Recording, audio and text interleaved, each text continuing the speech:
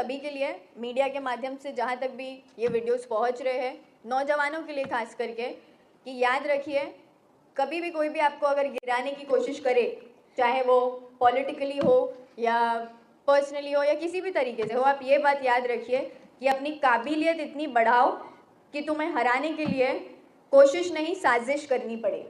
और ये मीडिया में 5-6 दिन से साजिशों का एक सिलसिला चलता आया है और आप सब इसका पार्ट रहे हैं। और अगर 4-5 दिन से झूठ घर घर तक पहुंचाया गया है मीडिया के ज़रिए, तो मुझे ऐसा लगता है कि सच का भी हक बनता है कि सच भी घर घर में जाए। और इसीलिए ये कॉन्फ्रेंस आज रखी गई है, क्योंकि सच से हम भागते नहीं और ऐसे लोगों से जो झूठे इल्ज़ाम लगाते हैं उनसे हम डरते नहीं, क्योंकि हम सही है, हमारे पेपर वर्क सही है। और एक सवाल किसी मीडिया वाले ने किया कि इतना वक्त क्यों, बहुत सारे एलिगेशंस लगे हम पे, वो वक्त इसीलिए लिया गया क्योंकि इल्ज़ाम हम पे लगे थे। तो जवाब कब देना है और कैसे देना है वो भी हम तय करेंगे, वो मीडिया तय नहीं करेगी, ना ही वो देश का कोई इंसान तय कर सकता है। मुझ पे, मेरे डैड पे जो इल्ज़ाम लगाए गए उसका जवाब हमको कब, किस वक्त और कहाँ देना है वो हम देंगे। हाँ, आपके मन में सवाल है, आप पूछिए, लेकिन आप डायरेक्टली इल्ज़ाम नहीं लगा सकते। कुछ मीडिया हाउसेस है, एक बात बताऊंगी आप लोगों को, क्वेश्चन मार्क थ्योरी, पता है ना मीडिया को क्वेश्चन मार्क थ्योरी पता है आपको? पता है? एक मीडिया वाले के पास से तो जवाब आना चाहिए। हाँ, आप यूज़ करते हैं क्वेश्चन मार्क थ्योरी। वो ये है कि आप किसी भी इंसान के खिलाफ एक स्टेटमेंट लिख देते हो और उसके आगे क्वेश्चन मार्क डाल देते हो अपने आप को सेव करने। तो मीडिया वालों से मेरी एक रिक्वेस्ट है, आपसे कोई गिले शिकवे नहीं है, सिर्फ इतना है कि जिसके बारे में डाल रहे हो कम से कम उससे पूछो तो कि ये आपके बारे में चीज़ें फैलाई गई है, हमारे पास ये रिपोर्ट आई है। मुझे पता है ग्राउंड लेवल पे मेरे बहुत अच्छे रिश्ते हैं मीडिया वालों से, माशाल्लाह सभी मीडिया वालों से ऑलमोस्ट बहुत अच्छे रिश्ते हैं। लेकिन अपर लेवल पे जो टीआरपी का गेम खेला जाता है, टीआरपी के वजह से किसी की इमेज को डिफेम किया जाता है, जो मेरे साथ हुआ है पिछले 1 हफ्ते से। मुझे फरार करार दिया गया, मुझे फर्जी करार दिया गया, मेरे डैड के सर्टिफिकेट को बोगस बोला गया, हमको फेक नगर सेवक बोला गया कि हम लोगों का फ़ायदा उठाने के लिए आए हैं, हमने इलेक्शन जाली डॉक्यूमेंट्स के ज़रिए जीता है। तो ये सभी एलिगेशंस मीडिया के थ्रू लोगों तक जो पहुंचाए गए हैं वो सभी बेबुनियाद है, क्योंकि हमारी इज्जत को इससे रत्ती भर भी फर्क नहीं पड़ा, क्योंकि इज्जत देने वाला ऊपर बैठा है। जब वो इज्जत देना डिसाइड करता है तो नीचे बैठे हुए लोग कितना भी जलील करने की कोशिश करें, कोई जलील नहीं कर सकता। ये सब भगवान के हाथ में होता है और वो हमारे साथ हुआ है, मैं इसका जीता जागता एग्जाम्पल हूँ, ये मेरे इलेक्शंस के थ्रू सभी ने देखा। अब हम आते हैं ये ओबीसी की बातों के ऊपर। ओबीसी का मतलब है अदर बैकवर्ड क्लास, और इन्होंने ये साबित करने की कोशिश की है कि हमारा एग्जिस्टेंस, हमारा वजूद ही गलत साबित कर रहे हैं कि हम ओबीसी नहीं है। प्लस इनके थ्रू कोर्ट तक ये बात गई है और कोर्ट ने अभी साबित नहीं किया है कि सहार यूनुस शेख और यूनुस शेख ओबीसी नहीं है। तो मीडिया ने कैसे ये सबके सामने स्टेटमेंट्स दे दिए कि इनके साथ ऐसा हो गया, इनके साथ वैसा हो गया, ये फर्जी डॉक्यूमेंट्स इन्होंने सबमिट किया, इन्होंने गलत तरीके से इलेक्शन लड़ा है, ये कैसा हराया फेम गर्ल, एक जो मीडिया ने मेरा नैरेटिव सेट किया है, कैसा हराया। वो फीलिंग जो भी इंसान ये वीडियो देख रहा है और अगर वो लाइफ में जीता है और ऐसे प्रेशर में जीता है जहां आपको एक रूलिंग पार्टी, आपके इलाके में एक रूलिंग पार्टी, एक पावरफुल एमएलए, उसको अगर आप हराते हो और आप एक यंग कैंडिडेट हो, यंग लीडर हो, आपने आपके डैड को स्ट्रगल करते हुए पूरी लाइफ देखा है पॉलिटिकली और आपने अपनी लड़ाई खुद लड़ी है अपने डैड को सपोर्ट देते हुए, और वैसा इलेक्शन आप जीतते हो, तो आपके दिल से क्या निकलेगा? वो दिल से निकली हुई बात थी, ठीक है, वो अल्लाह की मर्जी थी कि वो वायरल हो गया। अब जब वो वायरल हो गया तो मेरी आइडेंटिटी सिर्फ उसी पे बेस कर दी सबने, कैसा हराया गर्ल, कैसा हराया। ठीक है, कुछ दिन तक समझ में आया, लोगों को अच्छा लगा। अभी भी मैं आपको बता रही हूँ, मैं खुश होती हूँ क्योंकि इंडिया जब मैच जीता तो वर्ल्ड कप के टाइम सब बोल रहे थे और बहुत खुशी की बात थी कि मेरा स्टेटमेंट यूज़ किया जा रहा था और अच्छे तरीके से यूज़ किया जा रहा था। बट जब इन चीज़ों को लेकर नेगेटिविटी फैलाने की बात आती है, media propaganda, media hate, media abuse, social media abuse, ये सब करके, तब वो कैसा हराया कन्वर्ट हो गया, कैसा भगाया, कैसा लटकाया, कैसा फंसाया, कैसा गिराया, कैसा हराया से सीधा ये सारे टॉपिक्स पे आ गए। क्यों? सिर्फ एक एलिगेशन के बेस पे कि नहीं, मैं मीडिया के जरिए लोगों से बात कर रही हूँ। मैं मीडिया के जरिए लोगों से बात कर रही हूँ। बोलिए।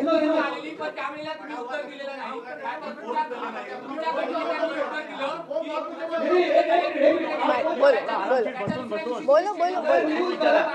अगर न्यूज़ गलत था तो आपने तुरंत मीडिया के सामने आके खुलासा क्यों नहीं किया?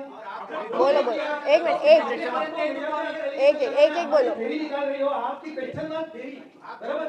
तो आपने जिस दिन न्यूज़ आया, आपको लग रहा है वो न्यूज़ फेक है जी जी खुलासा क्यों नहीं किया? जी। तुमच्या ऑफिसपर्यंत संपूर्ण मीडिया येत होती, तुमच्या वडिलांच्या संपर्कात होती, तुम्ही ते सांगत होता. तुमच्या गटनेत्यांना आम्ही भेटलो, गटनेत्यांनी असं उत्तर दिलं की त्यांच्या घरी कोणाचं तरी निधन झालंय, त्यामुळे ते मुंबईत गेले. आणि त्याच्या दुसऱ्या दिवशी तुमचा स्टेडियमला मॅच बघतानाचा व्हिडिओ व्हायरल होतो, जो तुम्ही स्टेटस ठेवलेला. तुम्हाला निधनची डेट विचारलं का गटनेत्याने? निधन कोणत्या डेटला झालं तुम्हाला विचारलं का? आम्हाला तुम्ही नसल्याचं कारण नाही सांगितलं, तुम्ही इथे नसल्याचं कारण नाही सांगितलं. आता पण तुम्ही मुंबईत नाही आहात याचं कारण आहे की तुमच्या कुठल्यातरी घरच्या निधन झालं. हो हो, हे आम्ही नाही सांगितलं, गटनेत्यांनी सांगितले. त्यांनी सांगितलं. हो, तुम्ही विचारता डेट कुठली आहे, हे त्यांनी सांगितलं पाहिजे, डेट आम्हाला माहिती आहे. नहीं ये बोल रहे हैं ना कि आप निधन के लिए गए बट नेक्स्ट डे आप वानखेड़े में दिख रहे हो, इन्होंने बोला ना। हाँ तो निधन हुआ था ना, झूठ नहीं है, सच है। नहीं, आपने बोला ना नेक्स्ट डे आप वानखेड़े में दिखते हो, तो मैंने बोला निधन कब हुआ, मैं वानखेड़े में कब दिखती हूँ, वो दोनों की डेट भी तो पता करो। अरे तुम्ही मला विचारलं ना की गटनेत्याने तुम्हाला सांगितलं, तुम्ही मला विचार sir listen you just ask me की हमारे पार्टी के तुम्ही मला विचारलं की माझ्या गटनेत्याने तुम्हाला सांगितलं की आमच्या फॅमिलीमध्ये निधन झालं है ना, और फिर आपने नेक्स्ट स्टेटमेंट क्या दिया, आपने बोला कि नेक्स्ट डे आप वानखेड़े में दिखे, है ना। तो मैंने आपको ये बोला कि गट नेता ने आपको ये बता स्पष्ट तो नहीं किया था ना कि निधन कौन से दिन पे हुआ था और सहार वानखेड़े कौन से दिन पे गई थी, ये स्पष्ट हुआ था नहीं। तो यही तो कंफ्यूजन है जिसकी बात मैं कर रही हूँ। अगर चार आपका जो सुनिए,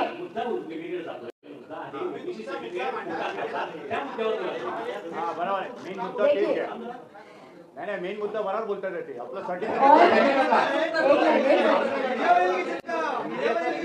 मैंने अभी सर आप बहुत हाइपर है, अपने डैडी के टाइम पे भी हाइपर होकर सवाल कर रहे थे, आप बहुत हाइपर हो। जी क्या हुआ?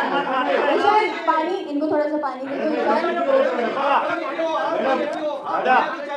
दो तुमचं म्हणणं हेच आहे की क्वेश्चन मार्क कशाला लावलं तुम्ही? देखिए सर, प्रेस कॉन्फ्रेंस में आप लोगों को बुलाया इसीलिए है, प्रेस कॉन्फ्रेंस में आप लोगों को बुलाया, आपको अकेले को लग रहा है, इनको नहीं लग रहा है। देखिए मैं सुनिए आपका मुद्दा मान लो, आप जो किस तरह से मीडिया को दोषी दे रहे हो वो बता रहे हो ना। मैं दोषी नहीं ठहरा रही हूँ, मैंने दोषी ठहराया नहीं सर, आप मेरी बात ही नहीं समझे। अगर आप बोल रहे हो कि मैं दोषी ठहरा रही हूँ तो आप मेरी बात ही नहीं समझे।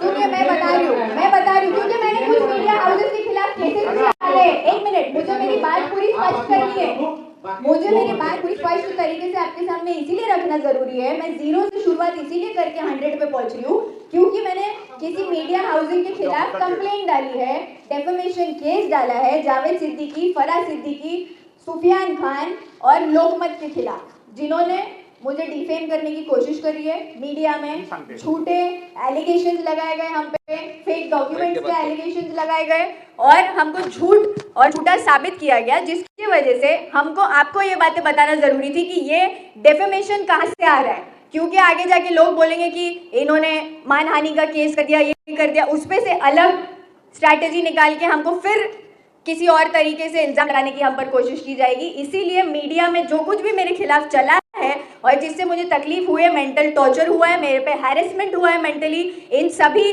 टैगलाइंस का जो भी मीडिया में चलाए गए हैं, हम बाहर आकर के वो चीज़ें बता इसीलिए नहीं रहे थे क्योंकि हम हमारी लड़ाई कोर्ट के जरिए लड़ना चाह रहे थे और हम लड़ रहे थे। मीडिया प्रोपेगेंडा बनाया गया सामने की पार्टी की तरफ से और उस पार्टी को जवाब देने के लिए आज ये कॉन्फ्रेंस रखी गई है। और मीडिया को अगर ये मिसअंडरस्टैंडिंग है तो आप लोगों से मैं माजरत चाहती हूँ कि आपको ऐसा लगा। मेरी मीडिया से कोई दुश्मनी नहीं है। और सर आपने बोला मेरा फ़ोन नॉट रीचेबल था, तो मेरे साथ इधर रिजवान कंटिन्यू कांटेक्ट में था, ये एनडीटीवी का रिपोर्टर है, मेरे साथ मंगेश भाई थे और दीपक भाई थे और बहुत सारे मीडिया वाले थे जिन्होंने फ़ोन किया मैंने कभी फोन स्विच ऑफ नहीं किया या कभी फोन नॉट रीचेबल नहीं था, क्योंकि मुमरा में वोटर्स मैपिंग का काम चल रहा है, आरटीई का काम चल रहा है, आरटीई के एडमिट कार्ड्स का काम चल रहा था। हमने काम करते हुए ये सभी मुद्दों से डील किया। हाँ, भले आपको हम हमारे ऑफिस पे नहीं मिले, इसका मतलब ये नहीं कि हम फरार हो गए। ठीक है, चला चला बोलिए बोलिए, अभी आपके कुछ क्वेश्चन है, आप बताइए। आता काय ते हा. तुम्ही ज्यामध्ये सांगते की मी तुम्हाला कॉल करतो उचलला, पण मी हारून नाही कंटिन्यू कॉल करत होतो. तुम्हाला देखील कॉल करतो, एकही कॉल उचलला गेला नाही. तुम्ही मला काय सांगितलं की दुसऱ्या दिवशी मी पत्रकार परिषद घेईन, तुम्हाला कॉल समोरून घ्या, पण मला तुमचा कॉल आला चौथ्या दिवशी. हाँ. त्यावेळी तुम्ही पत्रकार परिषद घ्या. हाँ, क्योंकि 4 दिन SIR का काम चालू था। एकही कॉल तुम्ही माझा उचललेला नाहीये, हारूनही नाही उचललाय. फक्त पहिल्या दिवशी बातमी चालली, त्या दिवशी मी तुम्हाला कॉल केला, तुम्ही सांगितलं की तुम्हाला मी संध्याकाळपर्यंत सांगेन. हाँ. त्याच्यानंतर तुम्ही एकही कॉल माझा नाही उचलला. और रिजवान तुमको ये भी बोला ना कि भाई सब एलिगेशन फेक है, बोला ना कि आपको इसकी पूरी स्पष्टीकरण करके देंगे हम, बोला ना, बोला है, बात किया है। ये इल्जाम मत लगाओ कि नॉट रीचेबल थे। नॉट रीचेबल का इल्जाम बहुत बड़ा इल्जाम है। हम पब्लिक रिप्रेजेंटेटिव है, आवाम से पूछो ना कि सहार शेख नॉट रीचेबल थी क्या। अगर आवाम बोलती है तो सहार मानेगी कि सहार नॉट रीचेबल थी, लेकिन ये फेक एलिगेशन नहीं मानेंगे। मैं उससे नहीं बात कर रही हूँ, मैं इनसे बात कर रही हूँ, मैं इनसे बात कर रही हूँ। मेन काय SIR का काम चालू आहे. देखो मेरा बात सुनो एक मिनट. अभी अभी आपने